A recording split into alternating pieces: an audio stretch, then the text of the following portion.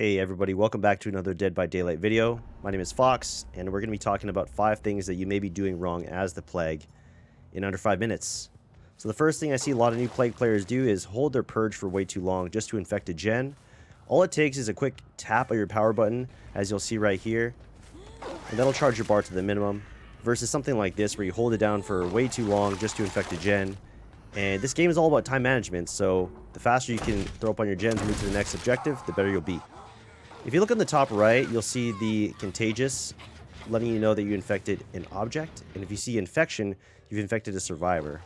Another quick tip here is if you see a totem, you have to throw up on it directly facing it. Otherwise, it won't get infected. Alright, tip number 2 is infect almost everything that survivors can interact with.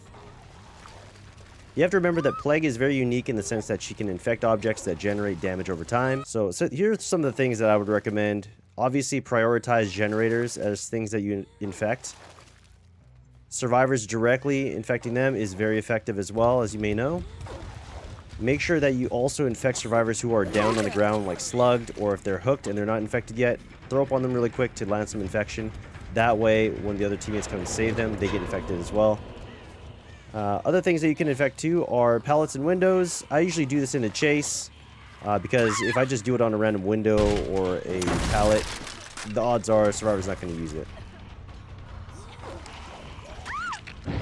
Third tip here is body block windows and pallets. So Plague, when she's throwing up, she still can move. And this is something that I really like to do against survivors who are trying to do, like, you know, window attacks or something like that, as you can see right here. Claudette tries to go for a window attack on me, and I just completely block the window and land all my infection.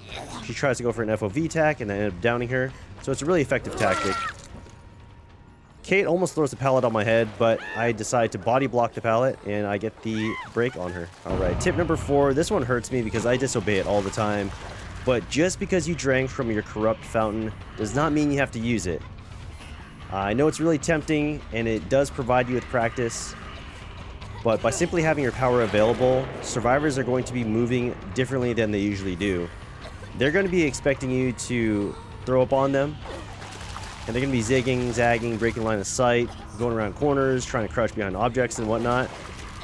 And for you, if you keep doing what I'm doing here and trying to hit them with Corrupt Purge and missing, you're going to be wasting a whole bunch of time. I could have gotten this survivor down. What the hell was that? I could have gotten the survivor down if I just went up to them and smacked them on the head, but instead I try to get them down with a Corrupt Purge. I mean, it's good for practice, but if you're trying to play as effective as possible, just go for the normal basic attack and down them that way. Alright, for my 5th and final tip, keep the survivors pressured. The pressure that you build up is going to snowball eventually, and Plague is definitely strongest in the middle of a match, but definitely very weak in the beginning and at the end of a game. Which is why you see a lot of builds like No Way Out and Terminus becoming very popular on Plague to help her out in the end game, and Lethal Pursuer and other early game perks to help her out in the beginning of the game.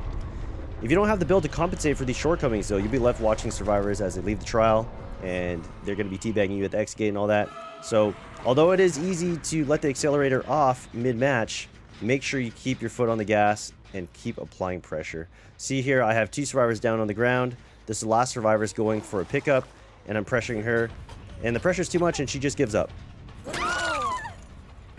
And there you have it, 5 tips in under 5 minutes. If any of these helped you out, please make sure to hit subscribe. That way you stay tuned for my latest videos.